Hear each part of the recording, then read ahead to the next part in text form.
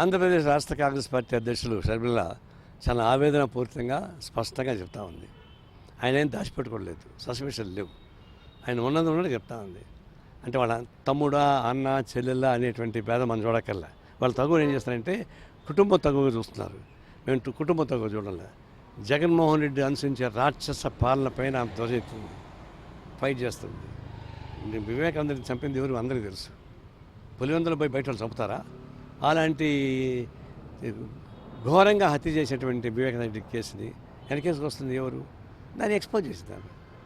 అది కూడా ఇంకేమవుతుంది, మరి కడప కోర్టు మరి అన్యాయమైన కామెంట్ చేశారు.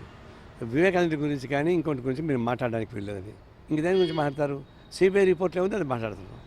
వివేకానందకి సంబంధించినటువంటి మొత్తం అంశాలు బయటకు వస్తున్నాయి. కోర్టులు ఆ విధంగా మారిపోతా ఉంటే ఇంకా ఆమె ఆవేదన వ్యక్తపరిచి మేము ప్రాణాన్ని తెగించి ప్రచారం చేస్తామని చెప్పిన మాట వాస్తవమే. నిజంగానే ప్రాణాలను తగ్గించి ఫైట్ చేస్తూ ఉంది. అయితే ఒకటి, ఆమె భయపడాల్సిన పని లేదు. సిపిఐ ఆమె అండగా ఉంది. ఫైట్ చేద్దాం.